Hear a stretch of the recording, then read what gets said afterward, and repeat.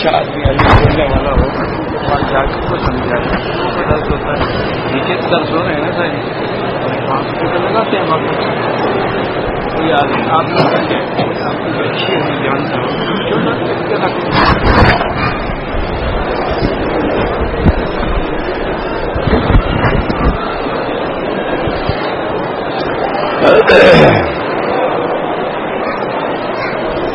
موضوع الدرس فی حکم المرتدین سورۃ المائدہ تفسیر ابن کثیر. الحمد للہ رب العالمین والصلاة والسلام علی اشرف الانبیاء وسید المرسلین سیدنا محمد وعلی آلہ واصحابہ اجمعین. اللہم صل علی سیدنا محمد وعلی آل سیدنا محمد كما صليت على إبراهيم وعلى آل إبراهيم في العالمين إنك حميد مجيد. أعوذ بالله من الشيطان الرجيم. بسم الله الرحمن الرحيم. يا أيها الذين آمنوا من يرتد منكم عن دينه فسوف يأتي الله بقوم يحبهم ويحبونه أذلة على المؤمنين عزة على الكافرين يجاهدون في سبيل الله ولا يخافون لومة لائم ذلك فضل الله يؤتيه من يشاء والله واسع عليم. إنما وليكم الله ورسوله والذين آمنوا الذين يقيمون الصلاة ويؤتون الزكاة وهم راكعون. ومن يتول الله ورسوله والذين آمنوا فإن حزب الله هم الغالبون. قال المؤلف والمفسر رحمه الله تعالى أدام النفع بعلومه وعلومكم في الدارين آمين إلى أن قال الذين يقيمون الصلاة ويؤتون الزكاة. المؤمنون متصفون بهذه الصفات. من أقام الصلاة هي التي أكبر أركان الإسلام وهي له وحده لا شريك له. وإيتاء الزكاة هي التي هي حق المخلوقين ومساعدة للمحتاجين من الضعفاء المسكين. اللہ تبارک و تعالی نے فرمایا کہ تمہارے دوست جو ہے اللہ کا رسول ہے اور مومن ہے. اور مومنوں کی صفت کیا ہے کہ جو نماز کو قائم کرتے ہیں. چونکہ نماز جو ہے یہ ارکان اسلام میں ہے. یہ اسلام کے بنیادی ارکان جو ہے نا یاد رکھیں 5 ہیں. بنی الاسلام علی 5. اسلام کی بنیاد اساس جو ہے وہ 5 چیزیں ہیں. حضور نے فرمایا شہادت اللہ الہ الا اللہ وان محمد رسول اللہ. سب سے پہلے کلمہ شہادت ایمان. اس کے بعد اقام الصلاۃ و ایتاء الزکات و صوم رمضان وحج البیت لمن استطاع الیہ سبیلا.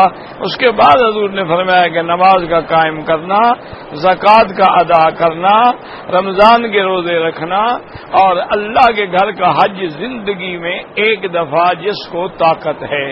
یعنی حج جو ہے وہ ساری زندگی میں ایک دفعہ فرض ہے. اور نماز جو ہے یہ 5 دفعہ یعنی دن اور رات کے اندر فرض ہے. اور رمضان المبارک کا 1 مہینہ جو ہے اس میں روزے جو ہے فرض ہیں. اور زکوٰۃ جو ہے وہ حولان حول کے بعد سال گزرنے کے بعد. لیکن ان لوگوں پر جو غنی ہے جو صاحب استطاعت جو مسکین ہے فقیر ہے اسے کیا زکوٰۃ ہے, وہ تو الٹا زکوٰۃ لینے کا مستحق اور حقدار ہے. تو اصل میں یہ بنیادی چیز ہے. اسی لیے امام احمد ابن حنبل رحمۃ اللہ علیہ اور شیخ الاسلام ابن تیمیہ رحمہ اللہ تعالی اور ان کے شاگرد رشید جو ہیں علامہ ابن القیم رحمہ اللہ تعالی وہ تو یہ فتویٰ دیتے ہیں کہ جو آدمی ایک نماز چھوڑ دیتا ہے وہ کافر ہو جاتا ہے. وہ کہتے ہیں کہ اگر کسی آدمی نے صرف ایک نماز یعنی تندرست ہے اور جان کے عمدن چھوڑی ہے، وہ کہتے ہیں وہ کافر ہو جاتا ہے، کیونکہ وہ حدیث مبارک کے ظاہر لفظ کو لیتے ہیں کہ حضور نے فرمایا من ترک الصلاۃ متعمدا فقد کفر، کہ جس شخص نے جان بوجھ کے نماز چھوڑی ہے وہ کافر ہو گیا۔ وہ اس حدیث کے ظاہر لفظ کو لے کے یہی فتویٰ دیتے ہیں کہ نماز چھوڑنے والا جو ہے عمدن جان کے، ایک ہے بیمار ہے، مریض ہے، پاگل ہے، وہ الگ بات ہے، تو وہ کافر ہو جاتا۔ حتیٰ کہ وہ یہ فرماتے ہیں کہ مثلا اگر شوہر نمازی ہے اور عورت بے نماز ہے، وہ کہتے ہیں کافرہ ہے اور اس کے ساتھ نکاح بھی ختم ہو گیا، آئندہ جو اولاد ہوگی وہ اولاد بھی حلال نہیں ہوگی، حرام کی اولاد ہوگی، کیونکہ جب نکاح ہی نہیں رہا ان کے، چونکہ مسلمان کا کافرہ سے تو نکاح نہیں ہو سکتا۔ وہ کہتے ہیں بھی اگر عورت نماز نہیں پڑھتی یا عورت نمازی ہے اور خاوند نماز نہیں پڑھتا، وہ کہتے ہیں پھر بھی نکاح ختم ہو گیا، چونکہ خاوند کافر ہو گیا۔ اسی لیے حتیٰ کہ ان کا یہ بھی فتویٰ ہے کہ اگر کوئی بے نماز آدمی جو ہے وہ مر جائے، وہ فرماتے ہیں لا یصلی علیہ، اس پہ جنازہ نہ پڑھو، یہ کافر ہے۔ ولا یدفن فی مقابر المسلمین، اور اس کو مسلمانوں کے قبرستان میں دفن بھی نہ کرو، یہ کافر ہے۔ یہ تو ائمہ ثلاثہ فرماتے ہیں، امام ابو حنیفہ رحمۃ اللہ علیہ، امام مالک رحمۃ اللہ علیہ، امام شافعی رحمۃ اللہ علیہ، وہ کہتے ہیں کہ لفظ کفر جو ہے وہ تشدید کے لیے تو ہے، تحدید کے لیے تو ہے، لیکن آدمی کافر نہیں ہو جاتا، فاسق و فاجر ہے اور اس نے ایسا گناہ کیا ہے جو اس کو کفر تک لے جائے گا، چونکہ نماز اللہ سے جوڑنے والی، جب نماز چھوڑ دی تو کسی وقت بھی یہ سلسلہ ٹوٹ جائے گا، تو اس لیے وہ فرماتے ہیں کہ وہ فاسق ہے، فاجر ہے اور بے نماز ہے، تو اس کو یعذر یحبس، اس کو تعزیر کے طور پر جیل میں ڈال دیا جائے، جب تک وہ توبہ نہ کرے اس کو باہر نہ نکالا جائے۔ تو نماز جو ہے یہ بنیاد ہے اسلام کی، صلۃ بین العبد و بین الرب، حضور پاک نے فرمایا بندے کو اللہ سے جوڑنے والی چیز جو ہے وہ نماز ہے۔ اسی طرح حضور پاک نے فرمایا الصلاۃ عماد الدین، نماز جو ہے وہ دین کا ستون ہے، من اقامہا، جس نے قائم کیا اس نے دین کو قائم کیا، ومن ہدمہا، اور جس نے نماز چھوڑی اس نے دین کے ستون کو گرا دیا، جب ستون گر گیا تو گویا کہ ساری عمارت ہی گر گئی۔ تو اس لیے اور اسی طرح ایک بات یاد رکھو کہ زکوٰۃ کا حکم ہے، رمضان کے روزوں کا حکم ہے، حج کا حکم ہے، سارے احکام جبریل لے کے آئے ہیں، لیکن ایک نماز کا حکم ہے جو خود محمد مصطفیٰ صلی اللہ علیہ وسلم ہے۔ معراج والی رات اللہ نے حضور پہ نماز فرض فرمائی اور حضور پاک یہ لے کے آئے ہیں، تو اس لیے نماز کا خاص طور پہ اہتمام کیا کریں۔ یہی دیکھا ہے آپ نے ماشاءاللہ عرب لوگوں میں یہ بڑی اچھی عادت ہے کہ سفر میں ہیں، حضر میں ہیں، کسی حال میں ہیں، فرض نماز نہیں چھوڑتے۔ اچھا سنتوں میں کوتاہی کر جاتے ہیں اور نفلوں میں کوتاہی کر جاتے ہیں، چونکہ ان کے نزدیک موقع غیر موقع تو ہے نہیں، ان کے نزدیک تو واجب بھی نہیں، ان کے نزدیک تو وتر بھی سنت ہے، پڑھے گا ثواب ہے، نہیں پڑھے گا ثواب نہیں ہوگا۔ اسی طرح باقی سنتیں جو ہے وہ بھی ان کے نزدیک سنت ہے کہ پڑھے گا تو ثواب ہوگا اور نہیں پڑھے گا تو ثواب نہیں ملے گا۔ یہ تو احناف کے نزدیک ہے کہ سنت ایک سنت ہے، ایک سنت مؤکدہ ہے اور اس کے بعد واجب ہے، واجب کے بعد فرض کفایہ پھر فرض عین ہے، ان کے نزدیک یہ ترتیب ہے کہ نماز جو ہے وہ فرض عین ہے، جنازہ جو ہے وہ فرض کفایہ ہے، اور فجر کی 2 رکعتیں فرض نماز سے پہلے وہ سنت مؤکدہ ہے، ظہر سے پہلے 4 رکعتیں سنت مؤکدہ ہے، ظہر کے بعد 2 رکعتیں سنت مؤکدہ ہے، اور اسی طرح مغرب کے بعد 2 رکعتیں سنت مؤکدہ ہے، عشاء کے بعد 2 رکعتیں سنت مؤکدہ ہے۔ عشاء سے پہلے 4 رکعت جو ہے سنت تو ہے لیکن مؤکدہ نہیں ہے، اور امام صاحب کے نزدیک وتر جو ہے وہ واجب ہے۔ تو فرق کیا ہوگا کہ اگر ان حضرات کے نزدیک وتر نہیں پڑے تو قضا نہیں ہے، امام صاحب کے نزدیک اگر کسی کے رات کو وتر چھوٹ گیا تو قضا کرے گا دن میں، چونکہ وہ واجب ہے۔ اور وہ فرق یہ کیوں کرتے ہیں؟ مثلا یہ بھی سمجھے نا کہ نعوذ باللہ کوئی امام جو ہے نا، ہمیشہ یاد رکھو جتنے امام ہیں ائمہ 4 ہیں رحمہم اللہ تعالی علیہم اجمعین، اللہ ان پہ کروڑوں رحمتیں فرمائے. انہوں نے تو دین کو مدون کیا ہے، مرتب کیا ہے، اور لیکن اصل بنیاد ان کی کیا ہے؟ کتاب اللہ و سنت رسول اللہ صلی اللہ علیہ وعلی آلہ وصحبہ وسلم. ابھی ایک مسئلہ قرآن میں نہیں ہے اور وہ حدیث مبارک میں بھی نہیں ہے، تو پھر وہ اجماع صحابہ کی طرف دیکھیں گے، اس میں بھی نہیں ملا ہے، تو پھر قیاس یعنی قیاس بھی ان مسائل پہ جو قرآن و سنت سے ثابت. قیاس کا معنی یہ نہیں ہوتا کہ جس پہ چاہے قیاس کر لو. قیاس کا معنی بھی یہی ہوتا ہے کہ اس کی بنیاد جو ہے وہ بھی قرآن ہو، وہ بھی حدیث ہو، تب قیاس ہوتا ہے. ایسے نہیں ہوتا ہے قیاس. ہمیشہ یاد رکھیں. اس کی مثال یہ ہے مثلا کہ کسی آدمی کا بلڈ لینا جو ہے، جیسے کوئی زخمی ہو جاتا ہے، کوئی بیمار ہے، کوئی مجروح ہے، ڈاکٹر کہتے ہیں اس کو بلڈ خون دینا پڑے گا. اب یہ خون دینا جو ہے یہ حضور پاک کے زمانے میں تو تھا نہیں. اب اس کے لیے ہمیں کوئی حدیث تو مل ہی نہیں سکتی، کیونکہ یہ چیز آئی ہی نہیں تھی، یہ دور ہی نہیں تھا، ڈاکٹر ہی نہیں تھے، لیبارٹری ہی نہیں تھی، میچ کی چیک میں اپنا باقاعدہ ٹیسٹنگ بھی نہیں ہوتی تھی، میچنگ بھی نہیں ہوتی تھی، اس وقت تو کچھ بھی نہیں تھا. تو اب یہ ہے کہ بھائی صحابہ کے دور میں بھی کوئی ایسی لیبارٹری نہیں تھی، بس وہ بیچارے شہید ہو گئے، زخمی ہو گئے، بچ گئے، مر گئے.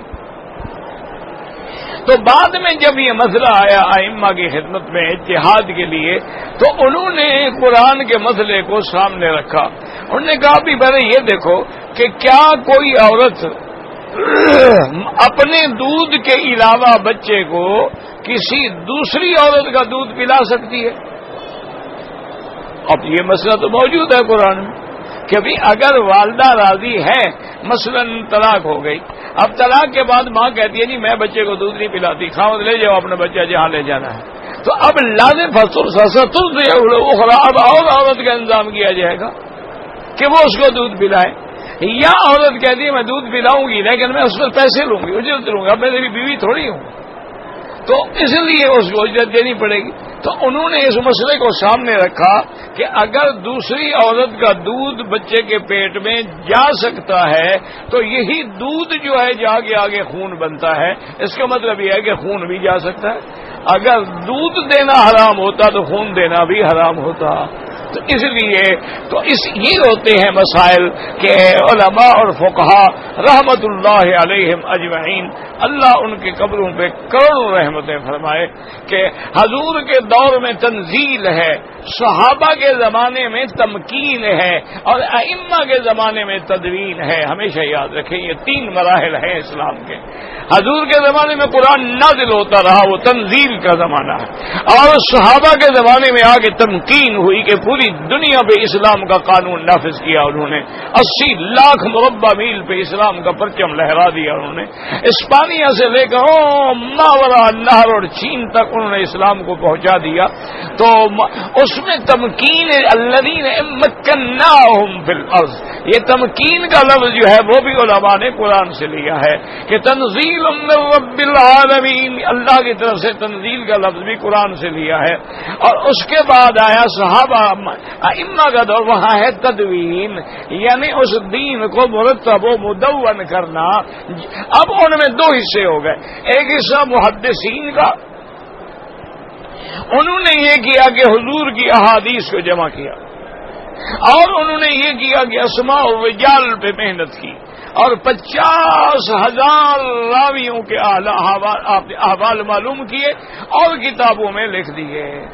اور انہوں نے کیونکہ راوی کے اندر یہ دیکھنا پڑتا ہے، علماء کے نزدیک راوی کے اندر 4 شرطوں کا ہونا ضروری ہوتا ہے کہ ضبط بھی ہو، عدل بھی ہو، اسلام بھی ہو، عقل بھی ہو. یہ 4 چیزیں ہیں تو تب اس کی روایت قبول کی جاتی. اگر کافر ہے اس کی کوئی روایت نہیں. اسی طرح وہ مسلمان تو ہے لیکن عادل نہیں ہے، اس کی بھی روایت قبول نہیں ہوگی. اگر مسلمان بھی ہے لیکن ضبط نہیں، یاد نہیں رہتا کیا سنا تھا، کیا پڑھا تھا، کیا پڑھایا ہے تو پھر بھی اس کی روایت جو ہے وہ قبول نہیں ہوتی ہے. تو اس لیے محدثین نے حضور پاک کی احادیث کو جمع کیا اور انہوں نے پھر احادیث کتابیں مرتب فرما دی. اللہ ان کی قبروں پہ کروڑوں رحمتیں فرمائے. اور مجتہدین اور فقہا نے ان قرآن و حدیث میں سے مسائل مرتب کر کے کتابیں مدون کر دی.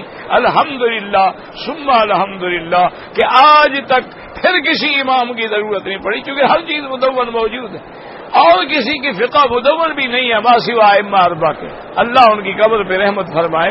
مثلاً کوئی کہہ دے فقہ جعفریہ تو کہاں ہے فقہ جعفریہ؟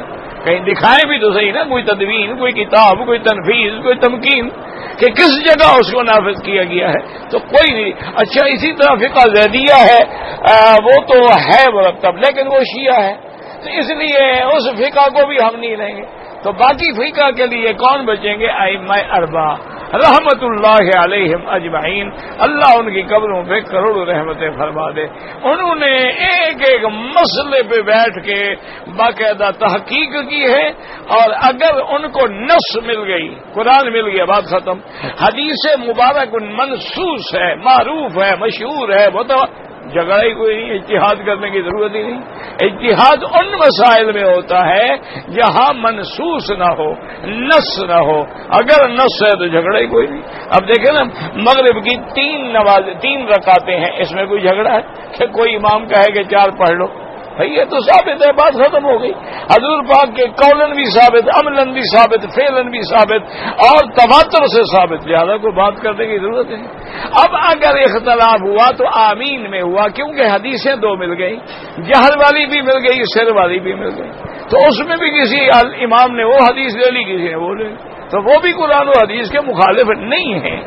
پھر انہوں نے ترجیحات دی ہیں کہ بھئی حدیث تو ہے لیکن ترجیح کس کو دیں تو امام ابو حنیفہ رحمۃ اللہ علیہ ہمیشہ اس کو ترجیح دیتے ہیں جس حدیث پہ خلفائے راشدین ابی بکر عمر عثمان و علی نے عمل کیا ہو اس کو لیں. وہ کہتے ہیں چونکہ یہ قریب تھے حضور کے. اس کے بعد وہ عشرہ مبشرہ کو لیتے ہیں. اس کے بعد وہ اصحاب بدر کے راویوں کو لیتے ہیں. تو یہ ایک طریقہ ہے. اللہ پاک ان کی قبروں پہ کروڑوں رحمتیں فرمائے. ورنہ ہمیں کیا پتہ لگتا نماز کا. نماز تو ہم نے قرآن میں تو آ گیا کہ الصلاۃ نماز قائم کرو لیکن اب اس کے شرائط کیا ہیں ارکان کیا ہیں شروط قبل الصلاۃ کیا ہیں شروط فی اثناء الصلاۃ کیا ہیں شروط بعد فراغ الصلاۃ کیا ہے. یہ سارا کام جو ہے فقہا نے فرمایا ہے. اس لیے انہوں نے اب سارے باب باندھ دیے ہیں. کتاب الطہارہ میں پاکی کے مسائل بیان کر دیے. کتاب الصلاۃ میں نماز کے مسائل بیان کر دیے. کتاب الزکوٰۃ میں زکوٰۃ کے مسائل بیان فرما دیے. کتاب البیوع کے اندر بے شراء کے مسائل بیان فرما دیے. تو اب جس مسئلے کو بھی دیکھ رہے ہیں وہی کتاب آدمی کھول لیتا. تو یہ ساری انہوں نے محنت کی ہے. اور تدوین فقہ میں بھی فقہ کے سب سے اول مدون جو ہے وہ امام ابو حنیفہ رحمۃ اللہ علیہ. سب سے پہلے تدوین کرنے والے امام ابو حنیفہ رحمت اللہ علیہ. اللہ تبارک و تعالیٰ کروڑ رحمت کیوں اس کی وجہ ہے. اس کی وجہ یہ ہے کہ آپ دیکھیں نا کہ مثلاً امام شافعی ہے تو امام شافعی جو ہے وہ تو محمد ابن حسن شیبانی یعنی امام صاحب کے شاگرد کا شاگرد ہے. وہ محمد بن حسن شیبانی کا شاگرد ہے اور امام احمد بن حنبل تو امام شافعی کے شاگرد ہے. اس وجہ سے بھی ان کو اللہ تبارک و تعالیٰ اور پھر وہ 50 ہجری میں پیدا ہوئے ہیں یعنی زمانہ بھی قریب ہے حضور صلی اللہ علیہ وسلم کے. اور انہوں نے صحابہ کو بھی دیکھا ہے تو وہ خیر القرون کے زمانے کے لوگ ہیں. اللہ تبارک و تعالیٰ ان کی قبروں پہ کروڑوں رحمتیں فرمائے. اور اسی لیے امام مالک جیسا آدمی امام مالک امام دار الحجرہ جو ہے انہوں نے اپنی کتاب موطا امام مالک جو ہے اس کی تبویب میں بھی وہی انداز رکھا ہے امام ابو حنیفہ رحمۃ اللہ علیہ کا انداز ہے. اللہ تبارک و تعالی بہرحال ہمیں سب کا احترام کرنا ہے. کسی کے بارے میں دل کے اندر تنقیص کا پہلو نہ ہو توہین کا پہلو نہ ہو کیونکہ جب حضور نے فرما دیا ہے کہ المجتہد یخطی و یصیب مجتہد سے غلطی بھی ہوتی ہے اور مجتہد اجتہاد میں ثواب کو بھی پہنچ جاتا ہے. فرمایا ان اخطأ فلہ اجر اگر اجتہاد کیا لیکن غلطی کی اس کو پھر بھی ثواب ملے گا. وَإِنْ أَصَابَ فَلَهُ أَجْرَانِ، اور اگر وہ ثواب پہ پہنچ گیا تو 2 ثواب ملیں گے، ایک محنت کرنے کا اور ایک ثواب پہ پہنچنے کا. تو اسی لیے ہمیشہ یاد رکھیں.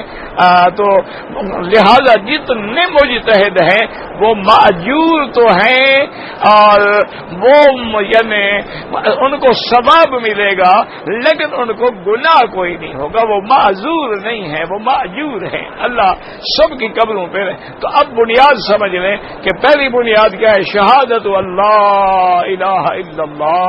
تو اگر شہادتین میں، اگر مسئلہ توحید میں، اگر مسئلہ رسالت میں ذرا سا بھی لچک ہے تو ایمان سے خارج ہو جائے گا.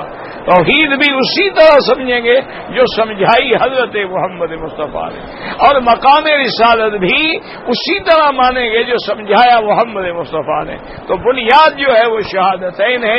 اس کے بعد ہے اقام الصلاۃ، پھر ہے ایتاء الزکات، اس کے بعد جو ہے صوم رمضان، اس کے بعد جو ہے حج البیت. تو اب اللہ نے فرمایا کہ تمہارے دوست کون ہونے چاہیے؟ انما ولیکم اللہ ورسولہ والذین آمنوا. تمہاری دوستی اللہ سے ہو، محبت اللہ سے ہو، اللہ کے رسول سے ہو، یا ان لوگوں سے ہو جو ایمان لائے.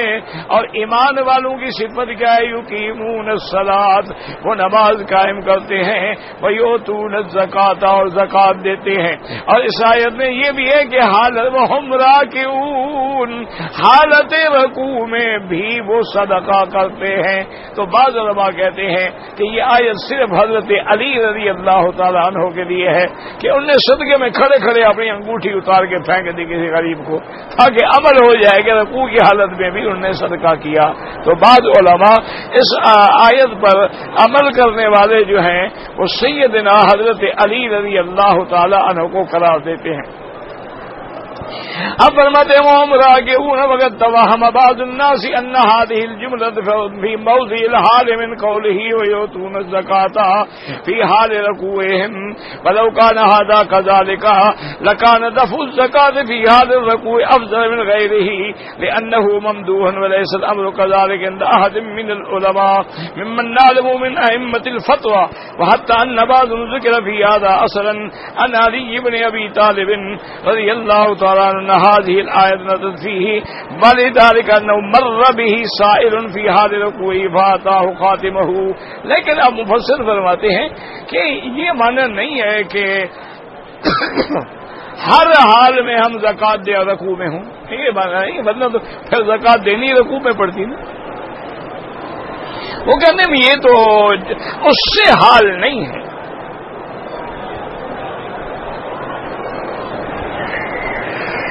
یعنی یوں سمجھا جائے گا کہ وہ نمازیں بھی پڑھتے ہیں اور اللہ کے آگے بھی جھکنے والے ہیں.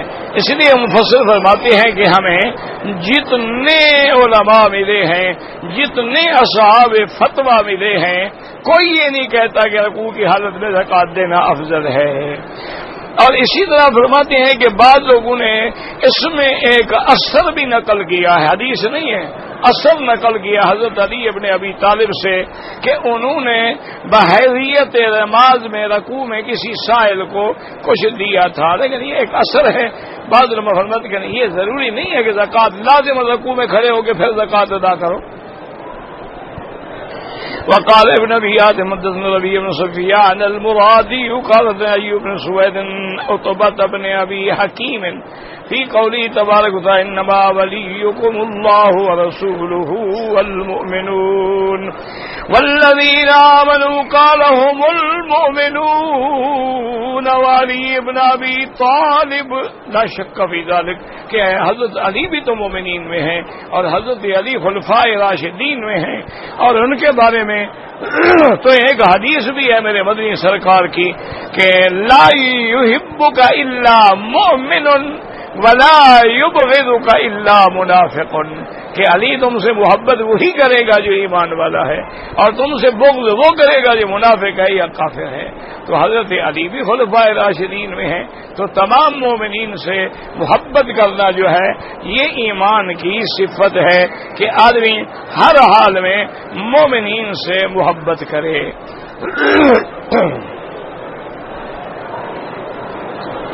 وحدثنا ابو سعيد الاشج قال حدثنا الفضل بن دكين ابو نعيم الاحول قال حدثنا موسى بن كاثر الحضرمي عن سلمة بن كهيل قال تصدق علي بخاتمه وهو راكع کہ حضرت علی نے رکوع کی حالت میں اپنی انگوٹھی جو تھی وہ صدقہ کر دی، خیرات کر دی، کسی سائل کو پھینک دی.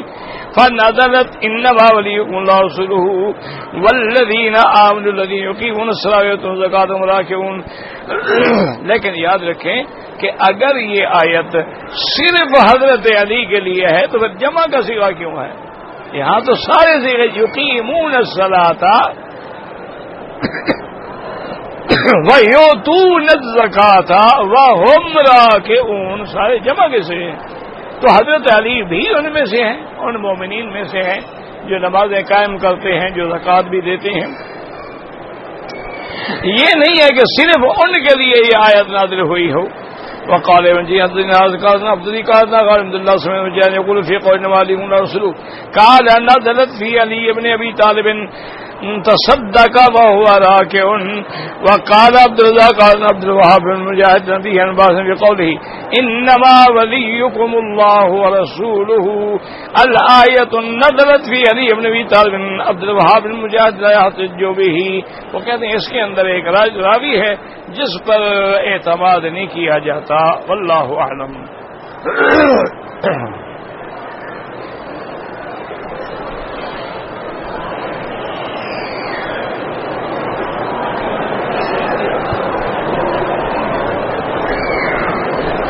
کہتے جی کہ کچھ لوگ جو ہیں دفتر میں جا کے، بھائی گزارش یہ ہے کہ سپیکر کا انتظام تھا لیکن اب دورات علمیہ جو ان کے بڑے بڑے علماء آئے ہوئے ہیں وہ 3-4 دن کے لیے یہاں کتابیں پڑھانے کے لیے آتے ہیں، تو چھٹیاں ہیں، اس سے فائدہ اٹھاتے ہیں.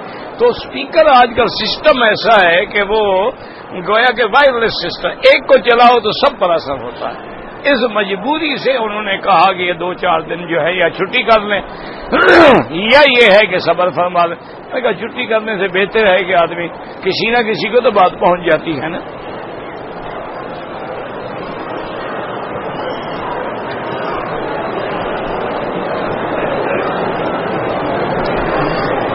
کہتے جی کہ اگر اسلامی بینک نے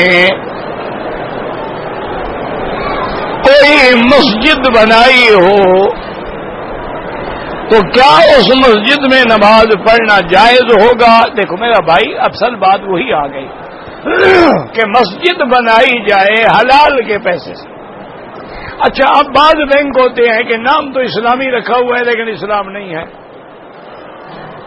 تو اس کا فیصلہ ہم کیسے کریں گے؟ اصل بات یہ دیکھنی پڑے گی کہ کیا ان کا معاملہ، ان کی تجارت، ان کا کاروبار اسلامی بینکنگ کے اصول کے مطابق مرابحہ اور مشارکہ اور مضاربہ کے طریقے پر ہے، اور وہاں کے علماء حق کا یہ فتویٰ دیتے ہیں کہ یہ بینک صحیح طریقے پہ چل رہا ہے، تو پھر اس کے پیسے سے مسجد بنائی جائے، کوئی بات نہیں.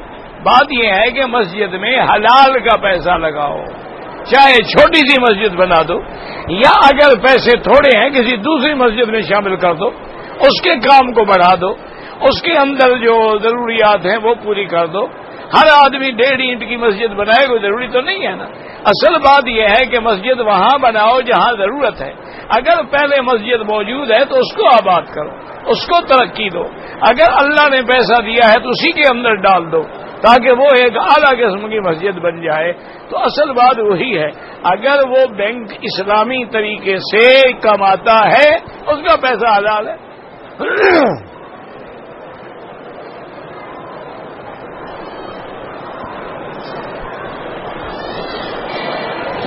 میرے بھائی گزارش یہ ہے کہ 1400 سال ہو گئے ہیں آج تک یہ مسائل رفع یدین ہے یا آمین بالجہر ہے. اللہ ہدایت عطا فرمائے. خدا جانے کیوں ان کو ایک محط اختلاف بنا دیا گیا. آپ کوئی کتاب حدیث کی کھول دیں، وہاں رفع یدین کا باب بھی ہوگا اور نہ کرنے کا باب بھی ہے. بات ختم ہو گئی. جب دونوں چیزیں موجود ہیں اور جو رفع یدین نہیں کرتے ہیں ان کے پاس حضرت عبداللہ بن مسعود رضی اللہ تعالی کی روایت ہے، اور حضرت عبداللہ بن مسعود وہ آدمی ہیں جو فقہائے صحابہ میں ہیں، اور حضرت عبداللہ بن مسعود وہ آدمی ہے کہ حضور پاک فرماتے تھے کہ اگر کوئی بات عبداللہ کہہ دے تو اللہ بھی راضی اور محمد مصطفیٰ بھی راضی ہے۔ وہ اتنا بڑا آدمی تھا، انہوں نے نماز پڑھ کے دکھائی، صرف تکبیر تحریمہ میں ہاتھ اٹھایا، بعد میں رفع یدین نہیں کی۔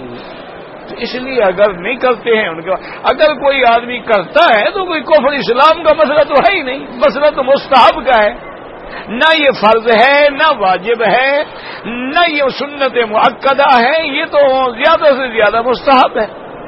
تو اس لیے ہمیشہ ایسے مسائل کو جھگڑے کا ذریعہ نہ بنایا کریں کہ جو رفع یدین نہ کرے نماز نہیں ہوتی۔ 1400 سال میں ایک فتویٰ مجھے دکھا دیں جیسے یہ فتویٰ دیا ہو، کسی عالم اہل حدیث نے بھی فتویٰ دیا ہو، میں مان لوں گا کہ نماز نہیں ہوتی۔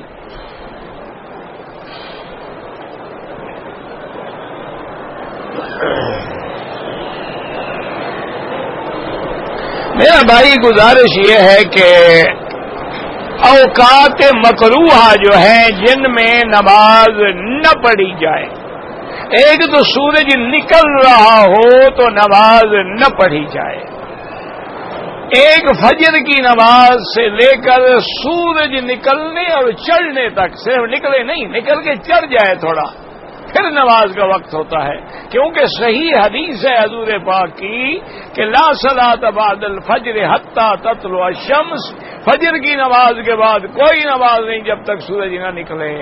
اسی طرح فرمایا کہ لا صلاۃ بعد العصر حتی تغرب الشمس، عصر کے بعد کوئی نماز نہیں جب تک کہ سورج نہ ڈوب جائے، اور اسی طرح جب سورج عین سر پہ کھڑا ہو، یہ اوقات مکروہ ہیں۔ اچھا، امام ابو حنیفہ فرماتے ہیں یہ جو حدیث منع والی ہے یہ سیاہ ستہ کی حدیث ہے، اور جن حدیثوں میں گنجائش نکلتی ہے وہ ان حدیثوں میں علتیں ہیں، وہ اس کا مقابلہ نہیں کر سکتی۔ لیکن بہرحال امام احمد ابن حنبل رحمۃ اللہ علیہ اور امام شافعی رحمۃ اللہ علیہ فرماتے ہیں کہ حرم کے اندر اگر کسی نے طواف کیا ہے اور عصر کے بعد بھی وہ 2 رکعت پڑھنا چاہے تو پڑھ لیں، ان کے نزدیک اجازت ہے، لیکن وہ بھی حرم میں، حرم کے باہر وہ بھی اجازت نہیں دیتے، وہ کہتے ہیں صرف حرم کے اندر یہ اجازت ہے کہ اس نے طواف کر لیا ہے تو اب 2 رکعت نماز پڑھ لے تو کوئی مسئلہ نہیں ہے، یعنی وہ بھی اجازت دیتے ہیں، حکم نہیں دیتے کہ پڑھو، اجازت ہے اگر کوئی پڑھ لے۔ تو اس لیے ہمیشہ یاد رکھو کہ ان مسئلوں کو خدا کے لیے جھگڑا نہ بناؤ، بلکہ یہ دیکھو کہ تم نے عصر کے بعد طواف کیا، اب تمہاری نیت ہے کہ انشاءاللہ میں مغرب کی نماز حرم میں پڑھوں گا، تو اب نہ پڑھو 2 رکعت، مغرب کے بعد پڑھو تاکہ کوئی حدیث مخالف نہ ہو۔ اگر تم نے عصر کے بعد طواف کیا ہے اور قافلہ تمہارا تیار کھڑا ہے، بس جانے والی ہے، ساتھ ہی انتظار 2 رکعت پڑھو، چلے جاؤ، کوئی فرق نہیں پڑتا۔ یہ کوئی لڑائی والے مسئلے تو ہے ہی نہیں، یہ تو خامخواہ لوگوں نے ایک دوسرے پر ڈنڈے اٹھا رکھے ہیں۔ اچھا، حضرت عبداللہ ابن عمر نے تو ایک دفعہ طواف کیا رضی اللہ عنہ عصر کے بعد، لیکن نے 2 رکعت نہیں پڑھی، مدینہ شریف جا رہے تھے، مسجد تنعیم سے نکل گئے، یعنی حد حرم سے نکل گئے، بعد میں جا کے 2 رکعت پڑھی، تو وہ اتنا احتیاط کرتے تھے۔ تو لہذا اگر کوئی پڑھ لے تو انشاءاللہ کوئی حرج نہیں ہے، لیکن افضل سب کے نزدیک یہی ہے کہ بعد میں پڑھے۔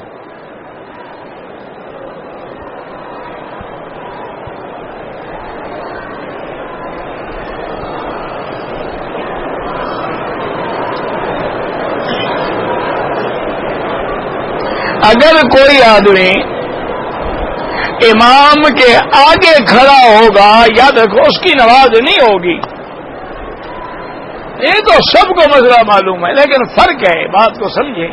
مثلا یہ کعبہ شریف، امام اس طرف کھڑا ہے، اس طرف کوئی امام کے آگے نہ ہو، اگر ادھر آگے ہے، ادھر آگے ہے، ادھر آگے ہے تو کوئی حرج نہیں ہے، کیونکہ امام کے جہات اربع ہیں کعبہ شریف کے، صرف جس جہت میں امام کھڑا ہو اس کے آگے کوئی نہ ہو. اور ویسے بھی الحمدللہ یہاں تو حکومت اسلامیہ ہے اور یہاں امام جو ہیں بڑے بڑے علماء ہیں وہ خود بھی کوشش کرتے ہیں کہ جہاں امام کھڑا ہو امام کے آگے کوئی نہ آ سکے.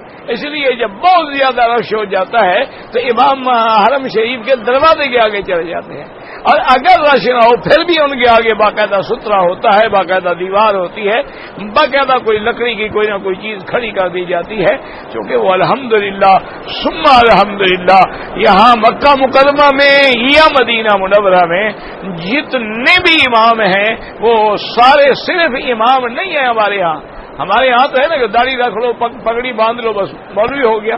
چاہے اس کو خود بھی پتہ نہ ہو کہ نماز کا فرائض کیا ہے, اس کو خود بھی پتہ نہ ہو کہ غسل کے فرض کتنا ہے, اس کو خود بھی پتہ نہ ہو کہ وضو کے فرض کتنا ہے, تو بس مولوی ہے, ٹھیک ہے مولوی ہے, کھڑا ہو گیا پڑھ رہا ہے. یہاں یہ نہیں ہے, یہاں تو سب علماء ہوتے ہیں اور باقاعدہ اکثر تو یعنی آخری ڈگری جو ہے پی ایچ ڈی وہ انہوں نے شریعت میں کی ہے, کسی نے فقہ میں, کسی نے سنت میں, کسی نے دعویٰ میں, کسی نے ارشاد میں. تو یہ سارے پڑھے لکھے لوگ ہیں, عالم ہیں, اور اللہ کا شکر ہے متقی لوگ ہیں, پرہیزگار ہیں, اللہ سے ڈرنے والے ہیں. اب اس کی ایک آسان مثال, آدمی علامات سے پہچانا جاتا ہے نا. اگر درخت پہ آم لگے ہوں تو ہم کہیں گے آم کا درخت ہے, اگر کھجوریں لگی ہوں تو ہم کہیں گے کھجور کا درخت ہے. تو اسی طرح آپ دیکھیں, آپ اپنے ملک میں مثلا 50 سال نماز پڑھتے, آپ کا بھی امام کبھی نماز پڑھتے ہوئے رویا ہے؟ 50 سال میں آپ نے جو اپنے مولویوں کے پیچھے نمازیں پڑھی ہیں ان میں بھی کوئی مولوی رویا؟ کیوں؟ قرآن سمجھتا نہیں, روئے گا کیا؟ اس کو قرآن کا ترجمہ ہی نہیں آتا, اس کو پتہ ہی نہیں کہ اللہ کا قرآن کیا کہہ رہا ہے, تو روئے گا کیسے؟ یہ ائمہ کرام ہے, کیونکہ یہ قرآن پڑھ رہے ہیں, ان کو پتہ ہے یہ آیت وعد ہے, یہ آیت وعید ہے, یہ آیت رحمت ہے, یہ تحدید ہے, یہ تخویف ہے, یہ تخویف دنیاوی ہے, یہ تخویف اخروی ہے. ان کو تو ایک ایک چیز کا پتہ ہے, تو ان کی تو چیخیں نکل جاتی ہیں کیونکہ وہ قرآن کو سمجھ رہے ہیں.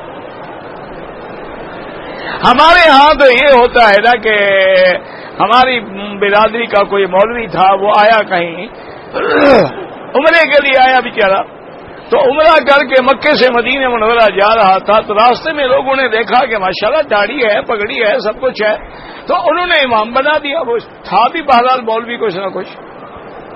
تو جب اس نے نماز پڑھائی, مغرب کی شاید نماز تھی, اللہ عالم یہ عشاء کی نماز تھی, اس نے سورت یوسف کی تلاوت کی. سورت یوسف میں جہاں بھائیوں نے حضرت یوسف علیہ السلام کو لے کر آ کے کنویں میں ڈال دیا, فَأَلْقُوهُ فِي غَيَابَتِ الْجُبِّ يَلْتَقِطْهُ بَعْضُ السَّيَّارَةِ إِن كُنتُمْ فَاعِلِينَ.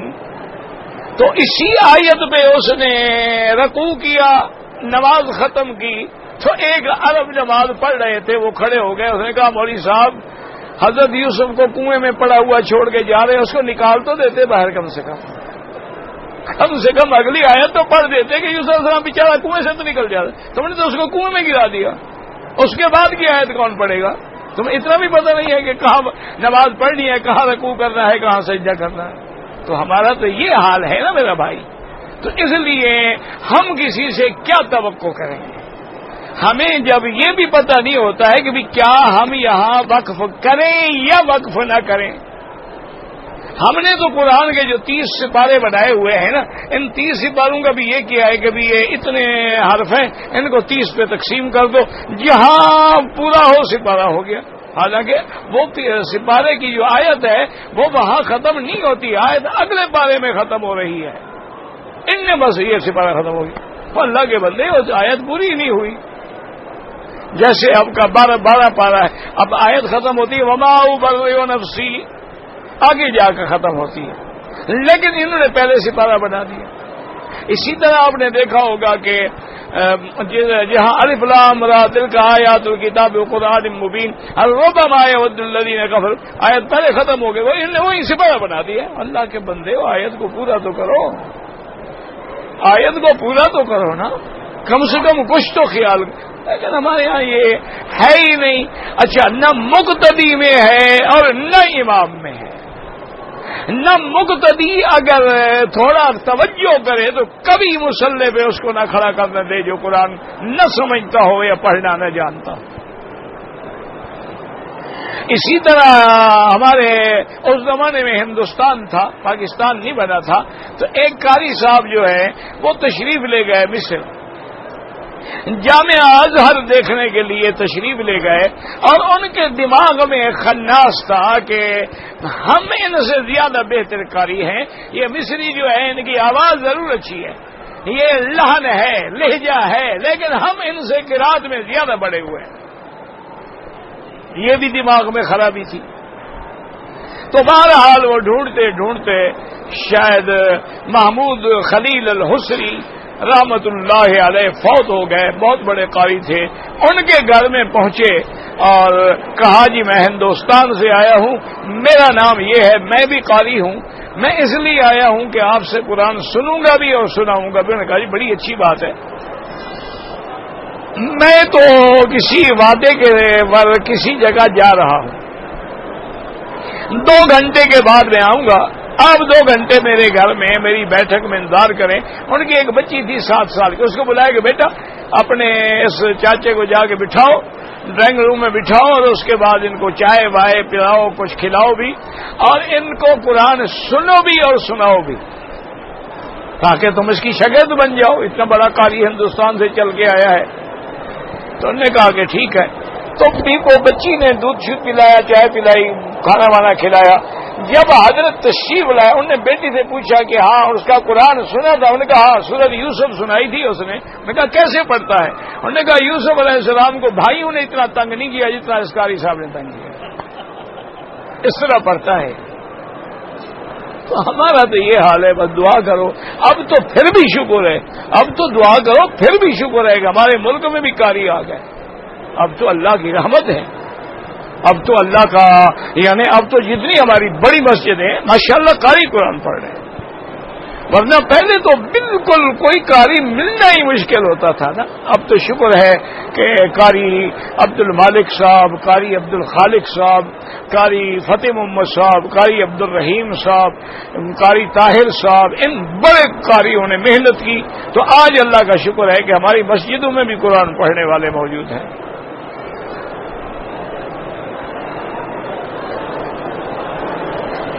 اگر طواف کے نفل جو ہیں حتیم میں پڑھیں بالکل ٹھیک ہے، افضل یہ ہے کہ مقام ابراہیم کے پیچھے پڑھو، وہاں جگہ نہ ملے حتیم میں پڑھو، وہاں بھی جگہ نہ ملے دھکے نہ کھاؤ، سارے حرم میں پڑھ لو۔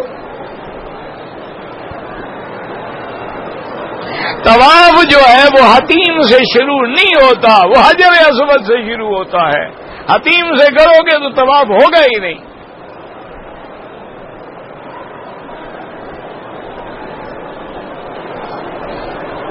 بہرحال اگر یہ امام جنازہ پڑھا رہے ہیں تو جس طرف ہیں وہاں آگے کھڑے نہ ہوں، باقی طرف کوئی حرج نہیں، اور جہاں جنازہ ہوتا ہے آگے باقاعدہ دیوار ہے۔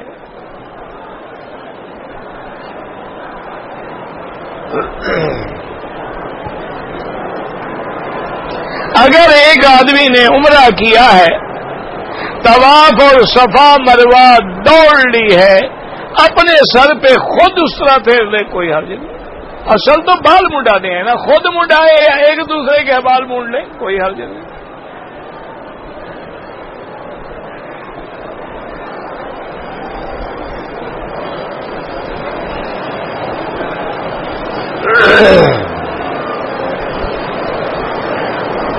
کہتے ہیں کہ میں نے عمرے میں طواف بھی کر لیا، صفا مروہ بھی دوڑ لیا، لیکن بال کٹانے سے پہلے احرام کھول دیا، تو پھر کتنی دیر کے بعد بال کٹائے؟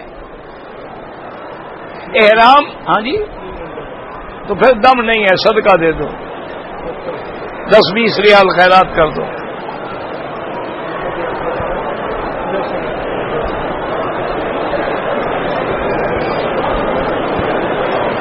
ہم لوگ عمرہ کرنے کے لیے آئے ہیں،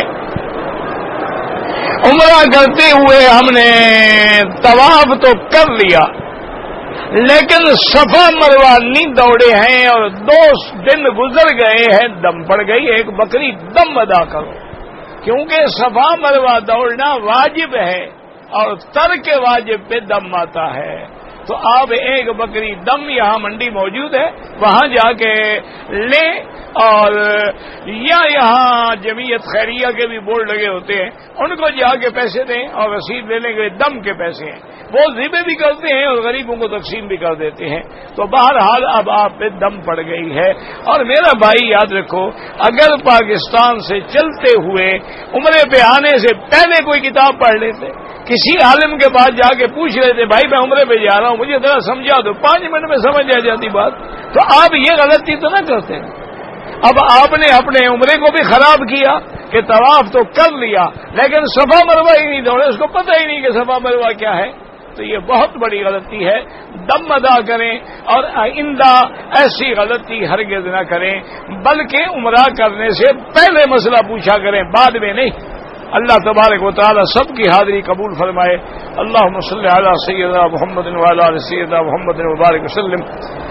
یا اللہ یا اللہ یا رحمان یا رحیم یا حی یا قیوم یا ذی الجلال والاکرام یا ذی الجلال والاکرام یا الہنا الہ کل شیء الہ واحد لا الہ الا انت اللهم انت الميسر لكل يسير وانت على كل شيء قدير اللهم يسر امورنا وامور اولادنا وامور بناتنا وامور من اوصانا واستوصانا امور المسلمين یا اللہ یا الہ العالمین عالم اسلام کی عزت فرما، یا اللہ اسلام کو غلبہ عطا فرما، یا اللہ میرے مدنی کی توہین کرنے والوں پہ قہر نازل فرما، یا اللہ میرے مدنی پاک سرکار کی توہین کرنے والوں پہ اپنا قہر نازل فرما۔